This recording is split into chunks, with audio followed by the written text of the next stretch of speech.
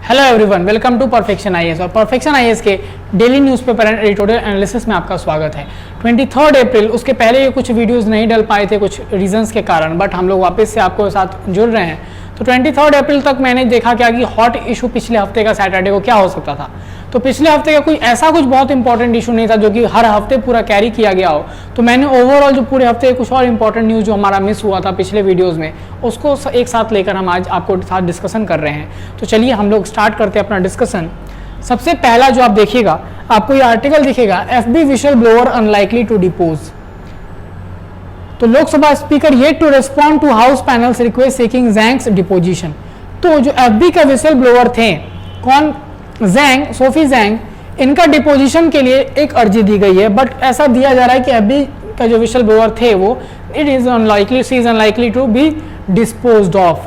Now हम लोग के लिए इंपॉर्टेंट क्या है? हम लोग के लिए इंपॉर्टेंट है कि क्या होता है विशल ब्लोअर और इंडिया में एक्चुअली विशल ब्लोअर से क्या क्या रिलेटेड प्रोविजंस हैं। तो पहले हम लोग अगर देखिए, सबसे पहले इंपॉर्टेंट एक्सपेक्टेड मेंस क्वेश्चन क्या हो सकता है? So a robust mechanism of the whistle blower protection will help in protecting the democracy, explain with example।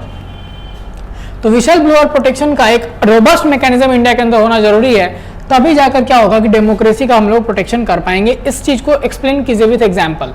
तो आइए हम लोग बात करते हैं इसके बारे में डिटेल में। सो विशल ब्लोअर्स होते कौन है? सो बेसिकली किसी ऑर्गेनाइजेशन के अंदर रहते हुए कुछ इलीगल एक्टिविटीज अगर उस ऑर्गेनाइजेशन में हो रही है, तो उस ऑर्गेनाइजेशन का ही कोई इंसान जब आवाज उठाता है, विशल ब्लो करता है, सिटी आवाज उठाएगा, तो उस चीज को क्या बोलते हैं? उस इंसान को विशल ब्लोअर। ठीक है। So the person employ of a company या government agency discloses information to the public और some higher authority about any wrong doing, fraud या corruption within the organisation. तो मान लीजिए मैं किसी ऑर्गेनाइजेशन का सदस्य हूं और उस ऑर्गेनाइजेशन में कुछ गलत हो रहा है, तो अगर मैं आवाज उठाता हूं उसका एम्प्लॉय रहते हुए पब्लिक के सामने या किसी और की जगह पे, तो उस केस में क्या होता है? वो मैं विशल ब्लोअर कहलाऊंगा। ठीक है। So employ, contractor, supplier aware of any illegal activities, वो सब क्या कर सकते हैं? वो कर सकते हैं चीज। And there are two types of whistle blower, internal and external. Internally जो विशल ब्लो करेगा या फिर एक्सटर्नली जो विशल ब्लो करेगा, जो कि परमानेंटली नहीं टेम्पररी जुड़ा हो उससे, वो तो ये दो तरह के विशल ब्लोअर्स होते हैं। देन सिग्निफिकेंस क्या है एक्चुअली इसका?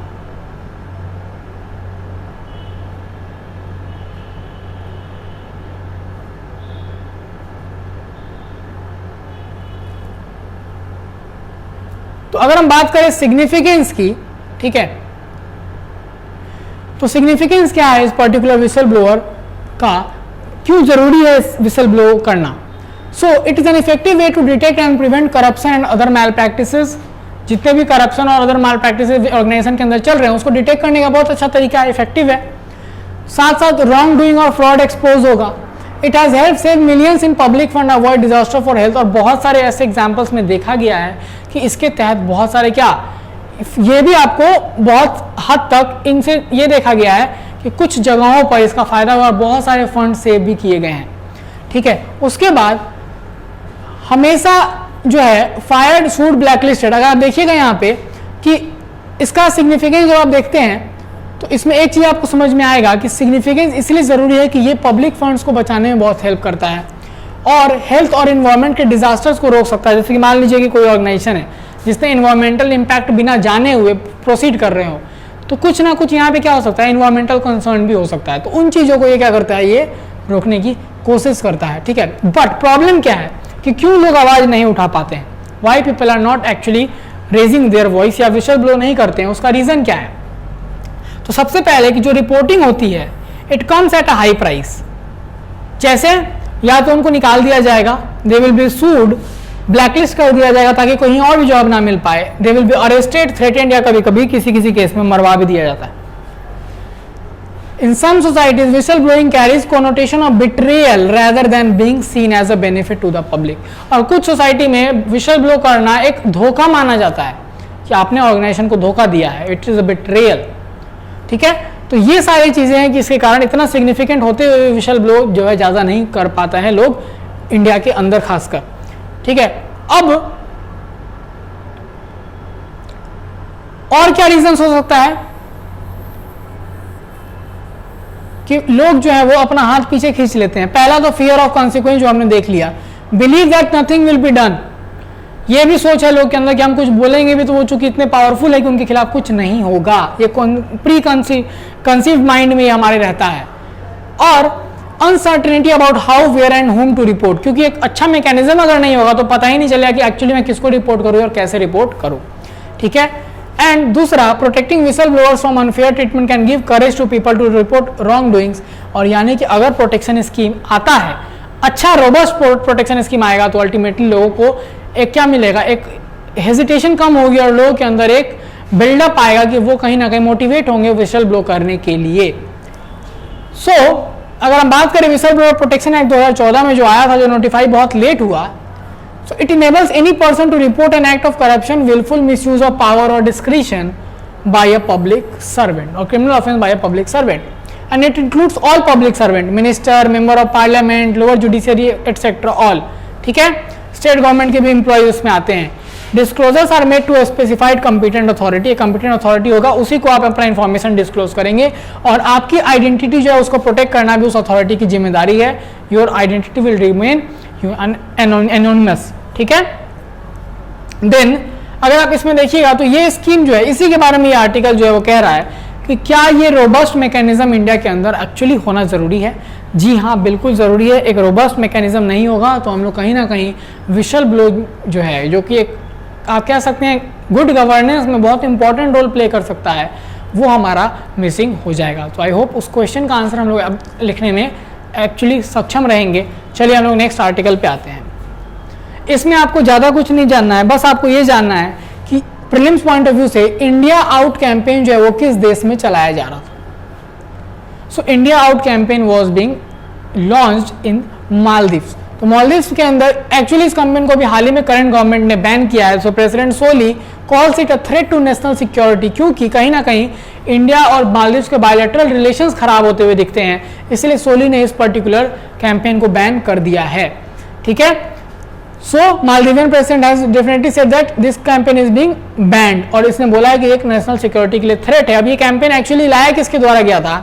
So this campaign actually is brought by the opposition's, and this campaign accuses the Maldivian government of allowing Indian military presence in the island nation। तो ये क्या एक्यूज किया जा रहा है कि इंडिया का मिलिट्री प्रेजेंस इंश्योर हो जा रहा है इस पर्टिकुलर डील्स के साथ जो इंडिया पाक मालदीव्स के बीच रिलेशन है, और वो मिलिट्री प्रेजेंस कहाँ पे? इस इंडियन आइलैंड नेशन के अंदर जो कि मालदीव्स है उसके अंदर प्रोटेक्ट हो रहा है। और इसको जो है वो इसमें क्या अगर हम बात करें इट इज, और इसमें एक चीज इन्होंने और बोला है कि मालदीव्स जो है वो इसमें क्या दिख रहा है, it is looking just like a puppet. तो पपेट की तरह ये हमारा क्या कहते हैं सामने दिखता है। ऐसा एलिगेशन लगाते हुए इंडिया आउट कैंपेन जो स्टार्ट किया गया था कि इंडिया के साथ रिलेशंस को थोड़ा कम किया जाए, but current president Solih has banned this particular India out campaign. चलिए, देन डबल डिलाइट, ये इमेज आपको हिंदू में था। So an elephant with its newborn twins at Bandipur on Thursday ना, बांदीपुर। तो हमें जब इस तरह का न्यूज दिखता है तो हमें वो जगह बहुत इंपॉर्टेंट हो जाती है, दैट इज बांदीपुर।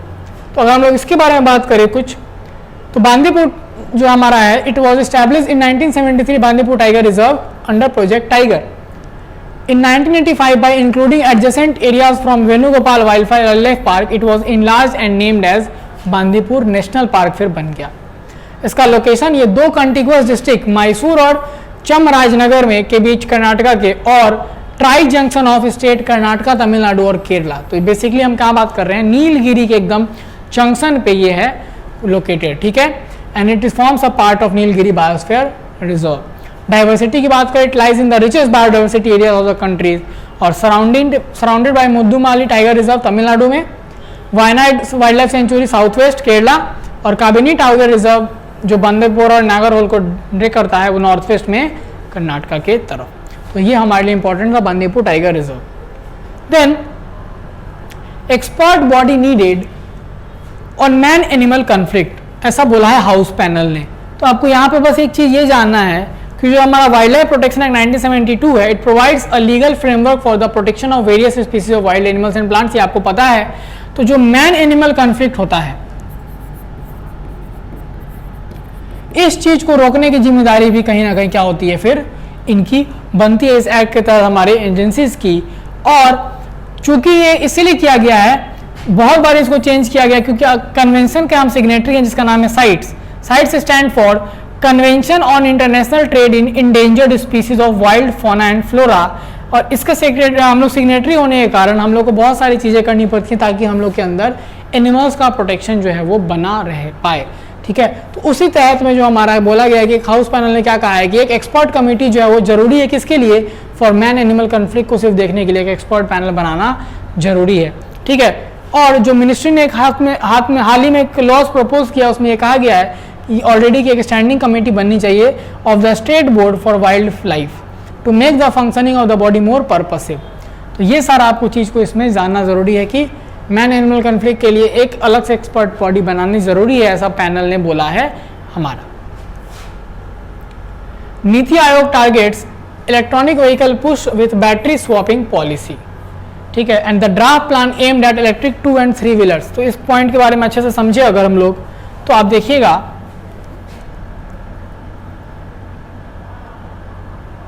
ठीक है, तो अगर आप ध्यान से देखेंगे तो आपको यहाँ पे देखेगा कि the NITI Aayog on Thursday release a draft battery swapping policy targeted eight electric 2 and 3 wheeler. तो 2 और 3 व्हीलर जो इलेक्ट्रिक है उसको टारगेट करने के लिए बनाया गया है।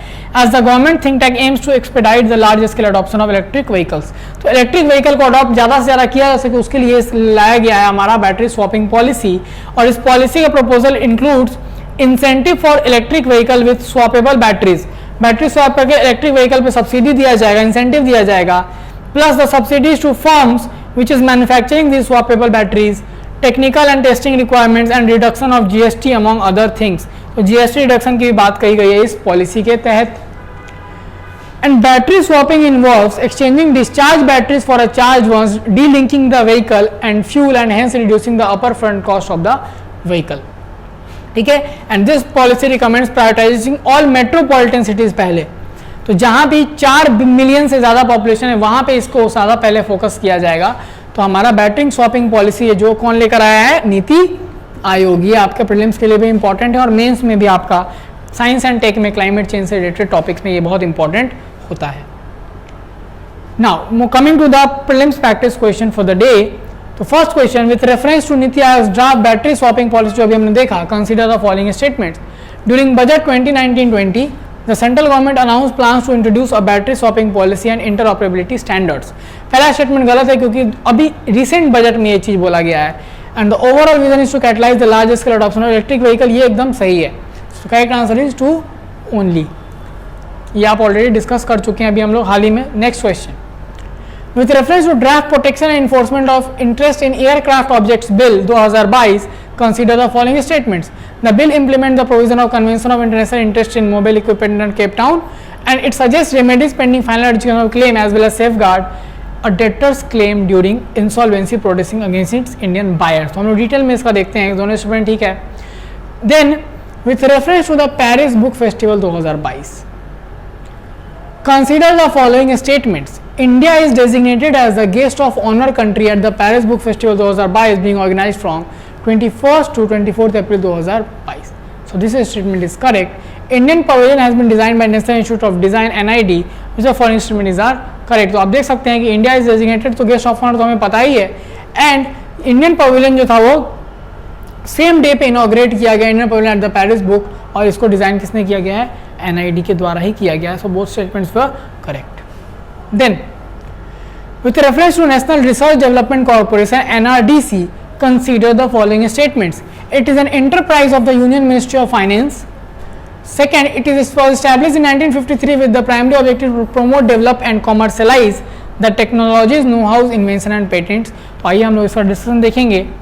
So, aiming to give a boost to the export value chain, the agriculture and processing food products export development (APIDA) signed a memorandum of understanding with National Research Development Corporation, and the MOU has been signed for the implementation of agri export policy announced जो 2018 में हुआ था, जो export value chain को बढ़ाने के लिए। It is an enterprise of the Department of Scientific and Industrial Research which comes under Ministry of Science and Tech, and it was established in 1953। ठीक है, तो आप देख सकते हैं इस पर्टिकुलर क्वेश्चन को, आप समझ सकते हैं कि फाइनेंस तो नहीं है, and this is correct, so 2 only. Last question, who among the following was recently named as one of the recipients of John F. Kennedy Profile in courage award. Volodymyr Zelensky, Vladimir Putin, Petro Poroshenko या Emmanuel Macron. तो definitely आपको पता है कि कौन news में अभी ज़्यादा था, Volodymyr Zelensky. So therefore that is the correct answer. So I hope आपको आज का डिस्कशन समझ में आया हो। हम लोग फिर मंडे के डिस्कशन के साथ आपके साथ फिर से जुड़ेंगे। जो मंडे के इंपॉर्टेंट टॉपिक्स होंगे उनको हम लोग आपके साथ फिर डिस्कस करेंगे। तब तक के लिए थैंक यू सो मच। कल हम लोग फिर से मिलते हैं।